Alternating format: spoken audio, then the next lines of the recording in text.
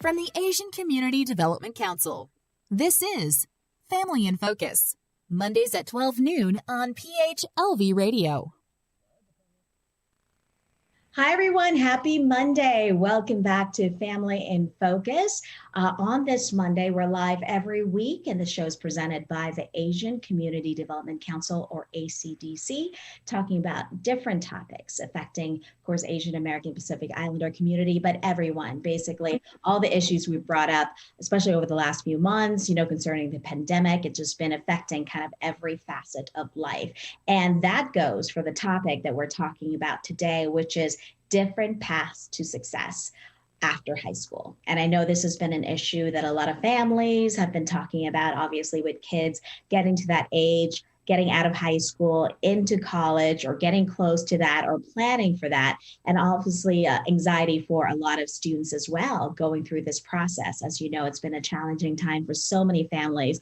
Thinking about college in general during normal times is anxious, right? And now we're filling it with what's happening with the pandemic as well. But with this show today, we have some experts on hand to talk about this issue and maybe give some advice to families who are going through this, especially with their kids making that big transition in life. So I want to introduce the guests that I have today. We're going to start with Charles Buckner. He is the Director of Recruitment for Nevada State College. He's going to share his views about what's happening at that local university. We also have May Loftus. She's the founder and owner of UDefined. She is also a college counselor. She works right here in the Las Vegas area. So we're going to hear her perspectives as well. And finally, I have with me today Mike Nguyen. He is a recruiter with the Nevada Army National Guard, and he has lots of great advice. He's also very active on social media. So he knows how to target these, people in that generation, especially the students. So I am so happy to have all of you join me on the show today, because this is such an important topic for so many families.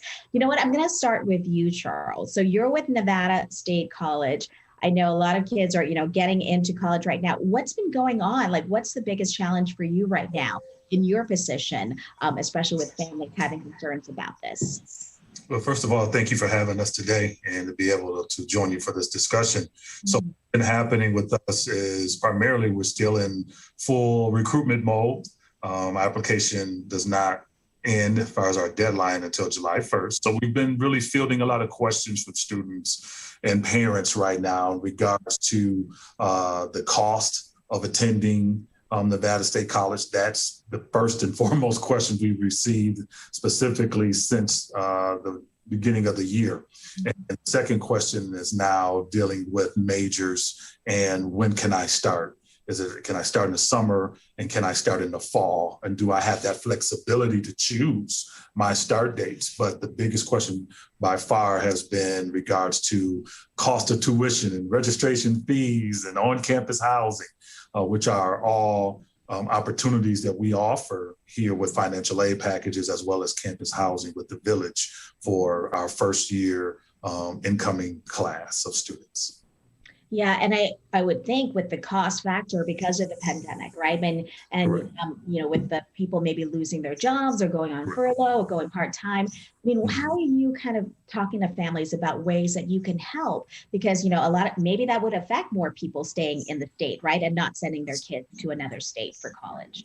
Good question. So how we address that question in terms of the students who are looking for that college space, I address that two ways. One, you have to look at what is the best fit for you. Sometimes in-state schools are the better fit than out-of-state, sometimes vice versa.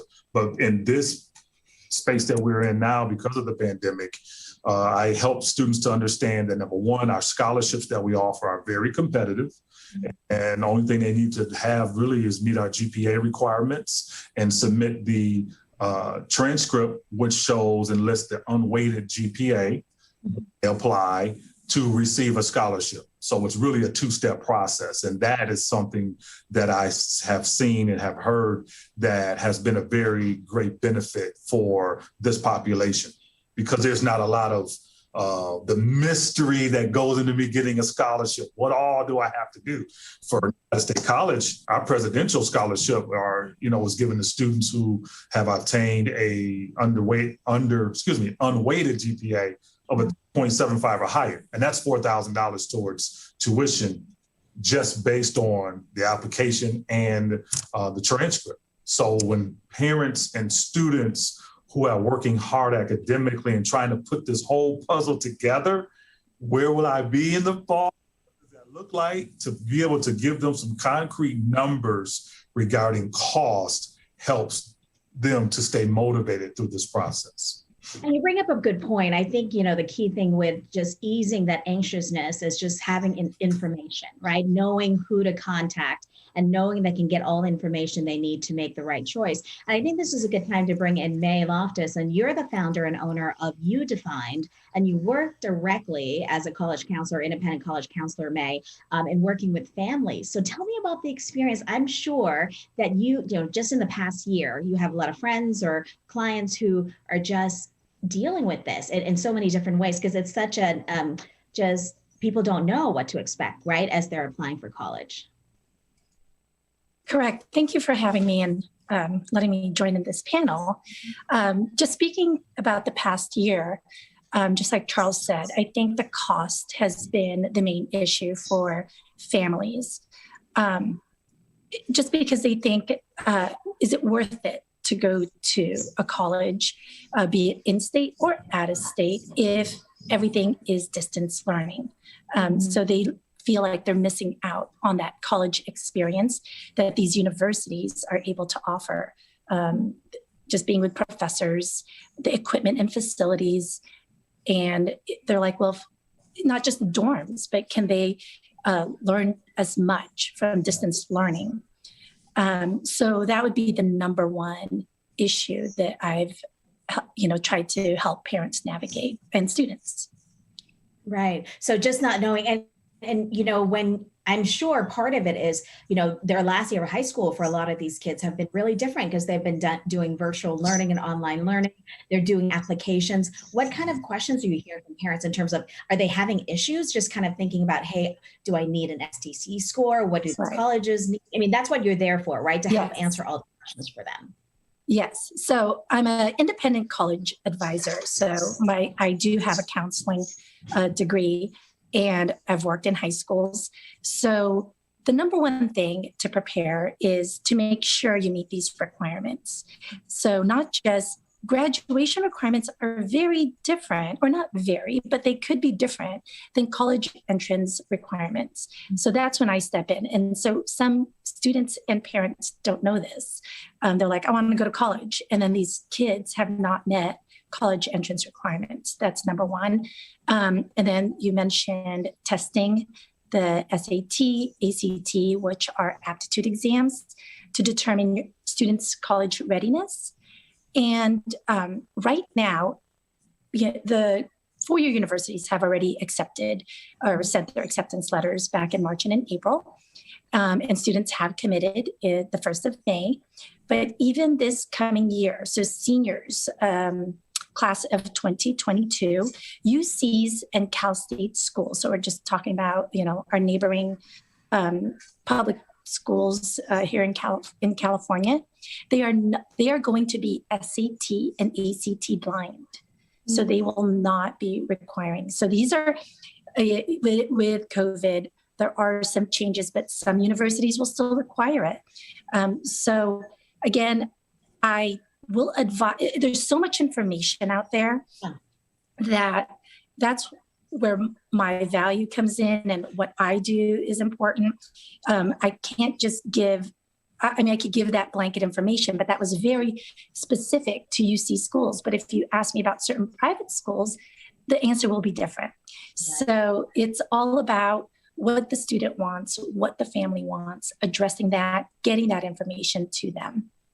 Yeah, no, that's great. And that's why it's great to hear both from you and Charles, coming from his perspective with Nevada State College, which have different requirements than other schools as well. So if you want your kids to stay in state and go to Nevada State College, Charles, the person to contact. Meg, you have just kind of wide scope of schools, both California, here across the country, which I think is help kids get into, schools in Boston, New York, Florida, I mean, everywhere, just Chicago. So Texas, that's a big draw for some of our kids here in Las Vegas. Just neighboring schools, Oregon, Washington, nationwide, basically. Yeah. I think that's the thing that parents want to hear right now, students as well, that they have the options, right? They have the information and the options. And, Mike Nguyen, who I've actually talked in previous interviews with what he's offering high school students and college students, but this path of going into the military, because, we have 4-year college, 2-year college, trade school, military is one option, Mike. And I know you've really been speaking to a lot of students, especially what Charles and May were talking about cost. And you have information that can come into play and help families in that sense as well, right, Mike? Absolutely. Once again, thank you for having me. I love being with you. Man, you kind of hit it on the head. You kind of stole my thunder. So great job. What I was actually going to mention was I'm hearing a lot of this stuff, right? And one thing that I think, measures success first and foremost is going to be, how do you measure success? Because we always say, do you want to be successful, and so on and so forth. Growing up as an Asian kid, obviously, you're normally told what you're going to do, what you're going to be, and so on and so forth. But at some point in time, you're going to grow up. And then, I always tell the kids, what is success to you? Like when I ask my kids, what do you want to be when they grow up? I train them just to say happy. You know what I mean? I don't care what you do professionally or whatever. All right. What are you going to do that's going to make you happy? That's how I measure success. Now, financial responsibility, obviously, big difference. So when it comes to the finances of tuition and things like that, NSC, UNLV, CSN, any Nevada State College, I tell people you can do college and military at the same time. So, for example, with us in the Guard, we are a state school, we're a state military. So if you decide to go to a state school, right, it's actually Nevada law that if you're going to any of those state schools, also up in Reno as well, we cover 100% tuition, right? Which is terrific for the students because a lot of kids will have the Millennium Scholarship or any other scholarships right out of high school. So now they can utilize that tuition or that scholarship towards something else because we already have their tuition covered, especially with COVID going on. I know cost and a lot of people have lost out on jobs and work and things like that. So a lot of these kids are having to step up now and really actually think, how am I going to be able to go to college? Because mom and dad, they were possibly going to help me before. But now, they have to take that money and they have to save the house. They have to save the car. They have to put food on the table, So, no, I definitely believe you have options in life, just like we talked before. But yes, definitely, if you're looking at maybe staying in state and doing part-time, utilizing the military because we're part-time as well is a great option to help save you the money, get you experience, or go to your trade school as well. Because I definitely believe in trade schools as well, too. And requirements. I think this is the big thing, right? When people hear military, do I have to commit this many years? What do you have to do? What are the key things that at least the basic things that parents should know before they consider this path for their kids? As far as requirements goes, right, it's pretty simple. You can be 17 to 34 years old. If you're a prior service, just talk to your recruiter. You're going to need your GED at least if you want to get in. When it comes to medical things and medical history, talk to your recruiter, definitely. Because some people have, some things that are going to be disqualifiers, unfortunately. And some people think they have something, but they really don't. So I would definitely recommend talking to the recruiter in regards to that. As far as law violations and stuff, it can't be anything crazy, obviously. But we deal with all people, we understand everyone has a history. So as far as requirements goes, and if you're also a U.S. citizen, or you're a permanent resident or you're naturalized, those are your bare minimum requirements, basically to get into any military service. So I'll definitely look at that. And then, like I said, next is just really talk to the kids about what their goals are, how they're trying to get there. I tell everyone the military isn't for everybody. I get it, but it can help you so much, especially with this being a part-time thing. I even recommend people who want to do it full-time, use us, get your degrees and all that stuff, and then move forward onto your next step in life, whether it's going to be in the civilian world or in the military world. It can definitely help. And that's a great point. And Charles, I wanted to bring you back in here, just the process. I know we're talking about just making the decision where to go, what to do. But if they want to go to NSC, or 2-year, 4-year college, I mean, that process of applying has been different because of the pandemic. Talk to me a little bit about that and what advice you can give to families if they're, in the process or maybe in the coming year to apply to college now. Well, I always take from this perspective. There's a lot of reports, there's a lot of publications that talk about colleges versus universities, 2-year, 4-year, in-state, out-of-state. I really have come from my experience to say there is not the best college in all the land, though we're all alumnus from some institution at some point, but there is a best fit. So when it comes to the process, I always encourage students to, number one, as well as parents, is number one, you got to start in the household. Talk about this. I know you're 16, 17, might be 18 in 2 days old, but you need to talk to your parents and ask them what is the best option for us right now? And what is the best option for me right now? Based on, number one, your major or future career goals, because sometimes military may be that best option, as Mike stated. And then two, the college application process is really about establishing a relationship where you have someone at that college or an affiliate or an advisor like May, a counselor who can help you through that process and help get those questions answered. But the first step, I always encourage students, have a conversation with your parents. Don't leave your parents out of this equation, because when after tuition and room and board is taken care of, you still gonna want some Friday night pizza money, or you're gonna want that Tuesday caramel macchiato extra hot with extra cream. Mom, can you help me out with the debit card? I'm swiping, but I swiped last night and I didn't get that return. So there are things that I feel that for this population we've encouraged, number one. Then number two, call the colleges and universities. Ask the hard questions. If you're nervous about asking that question, that's the question you should ask. Specifically, in regards to now the relaxation of the ACT, SAT score requirement. What does that quote unquote really mean? Because I won't call the school's name, but their applications went up this year, but their rate of acceptance went down.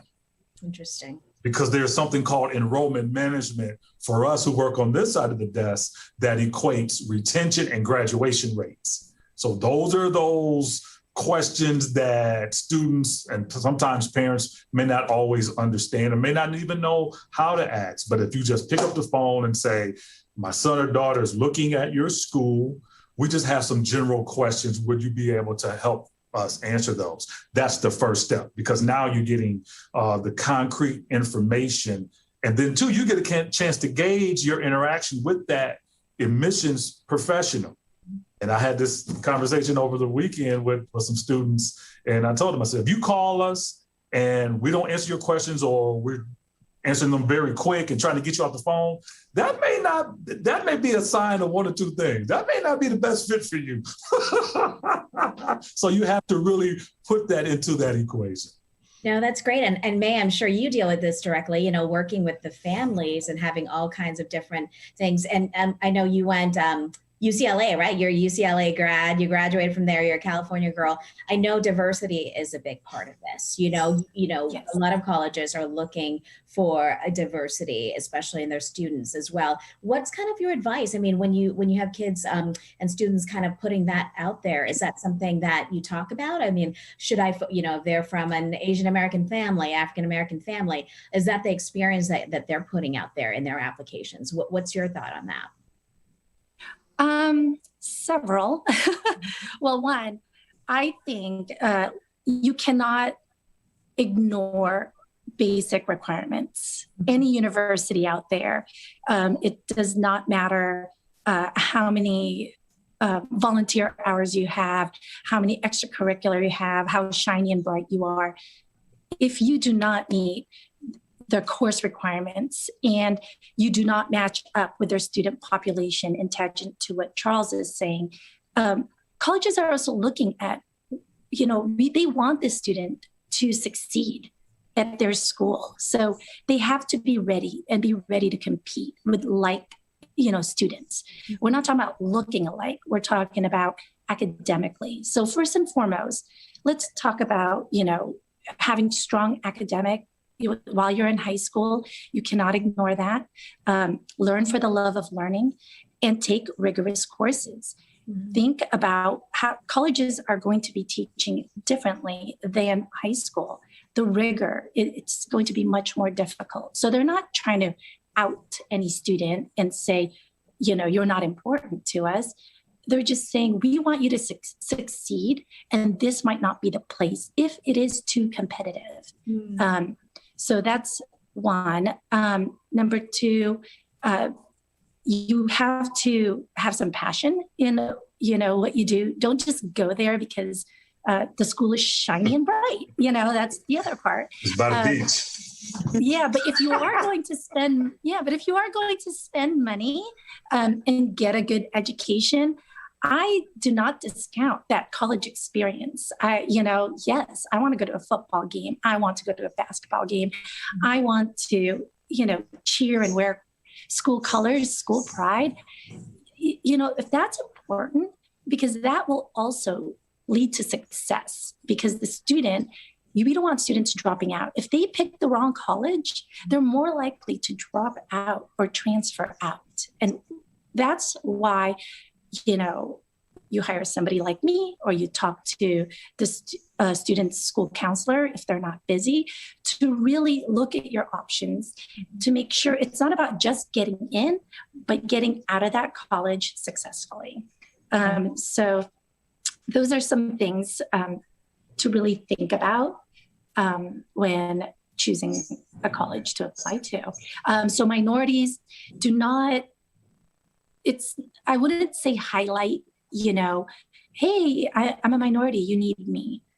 I think as minorities, we already have something special, or we already have, we encounter things already that others might not, and that makes us special. So when writing that personal essay, I have a lot of experience in that, and how to approach it, and how to write it in a way where that if that is important to you, if you want to highlight that being a minority will add something to your university, there is a way to do that. But they don't I wouldn't say a college necessarily wants that like in your face, because in your college application alone, by checking certain boxes, they can already see your demographic.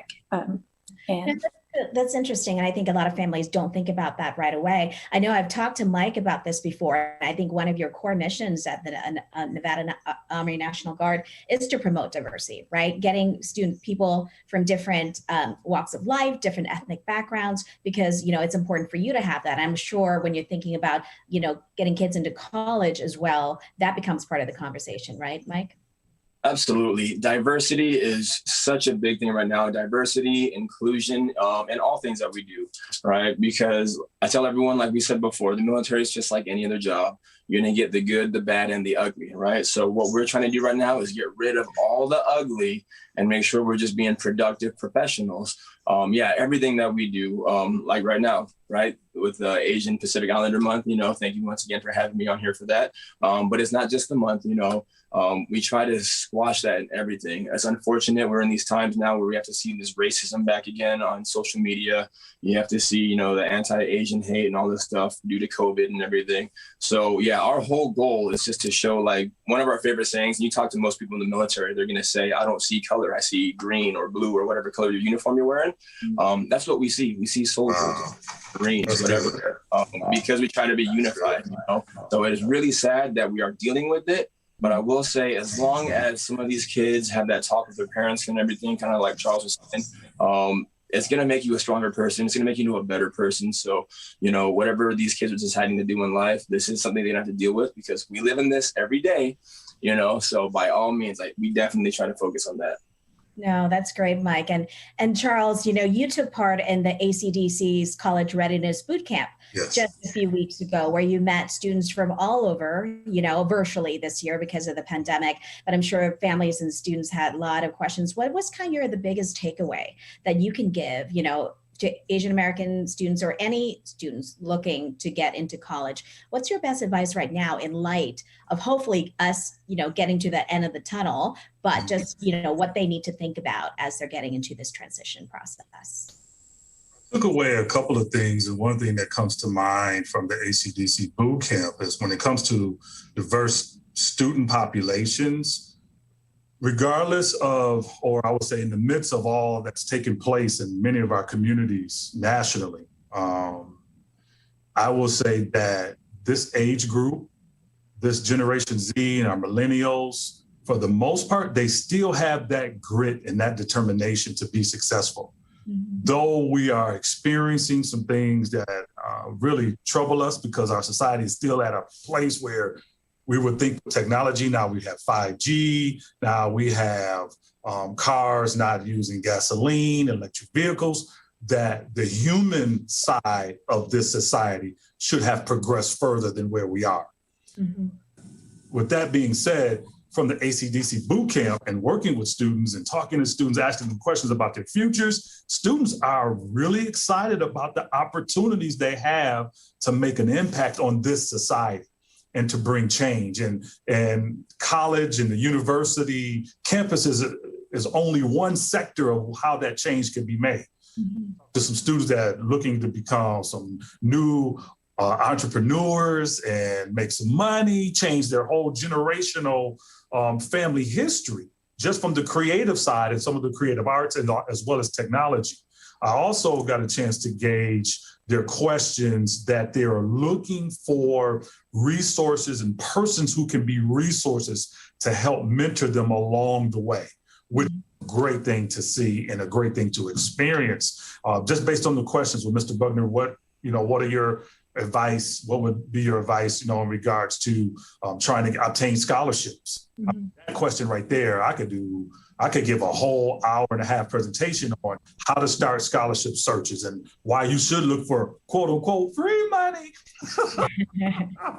But then also the opportunity that you have to really introduce yourself, as Mace talked about. Colleges and universities, and this is something that I get in conversations with colleagues in regards to the diversity of enrollment.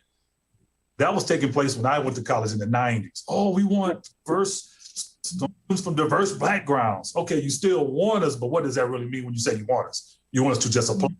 You want to give us equity and space in our applications? You want to look at not only our academic performance as well as our scholastic performance, outside of our scholastic performance, our extracurriculars. So we bring some diversity to the table that some students may not have. Right. It's one thing to go to a private school and have great, letters of recommendation, have served on committees, have a great GPA. But if you are not versed in leadership and communication outside of your own neighborhood, you really are bringing only a certain piece to the student body. Yeah, and May, you agree with that, right? Yeah, I'd like to add to that, actually. It's a great point, Charles. I think if you need to use and show leadership, if that is something you're passionate about. You can't just say, hey, I'd like to bring diversity to your school. It's actually, what have you done? I mean, when they're in high school, they have these moments. So like Charles was saying, this generation, they're impassioned, they can make change, but they can start doing that now while they are in high school.